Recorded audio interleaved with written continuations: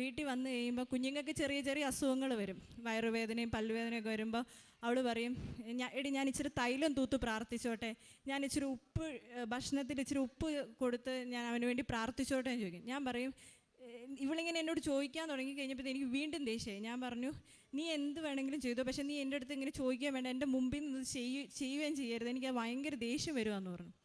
അത് കഴിഞ്ഞ് ഒരു ദിവസം ഞാൻ അമ്മേനെ വിളിച്ചു. അമ്മേനെ ഫോൺ വിളിച്ചുകൊണ്ടിരുന്ന് കഴിഞ്ഞപ്പോൾ എൻ്റെ മൂത്ത മോന്, അവന് 11 വയസ്സാണ്. മൂത്ത മോൻ ഉണ്ടായപ്പോൾ തന്നെ അവൻ്റെ സ്പൈനൽ കോഡിൻ്റെ മേളിൽ ഒരു സിസ്റ്റ് ഉണ്ട്. അവന് ഫിസിക്കലി അവൻ ഓക്കെയാണ്, പക്ഷേ അവൻ്റെ കൈയും കൊണ്ട് ചെയ്യുന്ന മൂമെൻറ്റ്സിനൊക്കെ ചെറിയ പ്രശ്നമുണ്ട്, എഴുതാൻ ചെറിയ ബുദ്ധിമുട്ടുണ്ട്, അവൻ്റെ ഫൈൻ മൂമെൻറ്റ്സിനെല്ലാം പ്രശ്നമാണ്.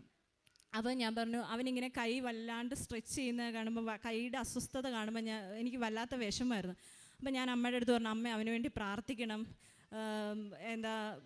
അവൻ്റെ അസ്വസ്ഥതകളൊന്നും മാറാൻ വേണ്ടി അവന് വേണ്ടി പ്രാർത്ഥിക്കണം എന്ന് പറഞ്ഞു. അപ്പോൾ അമ്മ എൻ്റെ അടുത്ത് പറഞ്ഞു, ഞാൻ പ്രാർത്ഥിക്കില്ല, നീ കൃപാസനത്തിൽ പോയി ഉടമ്പടി എടുക്കുക, എന്തായാലും സുഖമാകുമെന്ന് പറഞ്ഞു. അപ്പോൾ എനിക്ക് വല്ലാതെ ദേഷ്യം വന്നു. അപ്പോൾ ഞാൻ അമ്മയുടെ അടുത്ത് പറഞ്ഞു, അമ്മ, നമ്മുടെ ജീവിതത്തിൽ നമുക്ക് ഒരുപാട് പ്രശ്നങ്ങളും ബുദ്ധിമുട്ടുകളും ഒക്കെ ഉണ്ടായിട്ടുണ്ട്. അന്നേരം നമുക്ക് ഈ കൃപാസന മാതാവിനെ പറ്റി അറിയില്ലായിരുന്നു. നമ്മൾ നേർച്ചകൾ നേർന്നും പ്രാർത്ഥിച്ചും കുർബാന കൂടിയും അങ്ങനെയൊക്കെയാണ് നമ്മൾ അതിൻ്റെ അകത്ത് ഓരോ പ്രതിസന്ധികളെയും തരണം ചെയ്തത്. അപ്പോൾ അമ്മ എന്തിനാ ഈ പ്രതിസന്ധി വരുമ്പം അല്ലെ വിഷമങ്ങൾ വരുമ്പോൾ അത്ഭുതങ്ങളുടെ പുറകെ പോകുന്നത്? നമുക്ക് ദൈവം അറിഞ്ഞുകൊണ്ടാണ് നമ്മുടെ ജീവിതത്തിൽ ഓരോ വിഷമങ്ങൾ വരുന്നത്. അത് ഏറ്റെടുത്ത് അതിൻ്റെ ആ വിഷമങ്ങൾ തന്ന ഈശോ നമ്മളെ രക്ഷിക്കും, അതെനിക്ക് ഉറപ്പാണ്. അതിൻ്റെ അകത്ത് എന്തിനാ ഒരാൾ കൃപാസനത്തിന് എന്താ ഒരു പ്രത്യേകത? കൃപാസന എല്ലാ മാതാവും ഒന്നല്ലേ? അമ്മ എന്നോട് എനിക്ക് അതിലൊട്ടും വിശ്വാസമില്ല.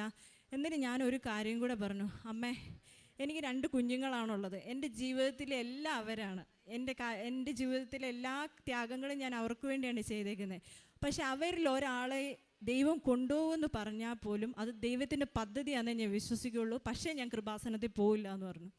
എനിക്കറിയില്ല ഞാൻ എങ്ങനെ അത് പറഞ്ഞതെന്ന് എനിക്കറിയത്തില്ല. അത് പറഞ്ഞു കഴിഞ്ഞത് എനിക്ക് വല്ലാത്തൊരു ഷോക്കായിപ്പോയി. കാരണം ഞാൻ ഒരിക്കലും അങ്ങനെ പറയുന്ന ഒരാളല്ല. എനിക്കത് പറഞ്ഞു കഴിഞ്ഞപ്പോഴത്തേക്കും ഭയങ്കരമായിട്ട് ഷോക്കായിപ്പോയി. ഞാൻ അപ്പം തന്നെ ഫോൺ വെച്ചത്, ഞാൻ വീട്ടിൽ വെഞ്ചരിച്ചൊരു മാതാവിൻ്റെ രൂപമുണ്ട്. മാതാവിൻ്റെ രൂപത്തിൻ്റെ മുന്നേ പോയി മുട്ടുകുത്തി ഞാൻ പറഞ്ഞു, മാതാവേ, എനിക്ക് മാതാവിൽ വിശ്വാസമില്ല, ഒന്നുമല്ല, പക്ഷേ എനിക്ക് ഇങ്ങനെ പറഞ്ഞു കഴിഞ്ഞപ്പോൾ എനിക്ക് ഭയങ്കരമായിട്ട് ദേഷ്യം വന്നു. ഞാൻ അറിയാതെ പറഞ്ഞു പോയതാ, മാതാവേ ക്ഷമിക്കണേ, എൻ്റെ കുഞ്ഞുങ്ങൾക്ക് ഒരു ആപത്തും വരുത്തിയേക്കരുതേന്ന് പറഞ്ഞു. ഞാൻ ഹസ്ബൻഡിനെ വിളിച്ചു പറഞ്ഞു. ഹസ്ബൻഡ് പറഞ്ഞു, ആദ്യം എന്നെ വഴക്ക് പറഞ്ഞു. അത് കഴിഞ്ഞിട്ട് പറഞ്ഞു, പേടിക്കണ്ട, മാപ്പ് പറഞ്ഞാൽ ദൈവത്തോട് കുഴപ്പമൊന്നും വരത്തില്ല, പേടിക്കണ്ടെന്ന് പറഞ്ഞു. അപ്പം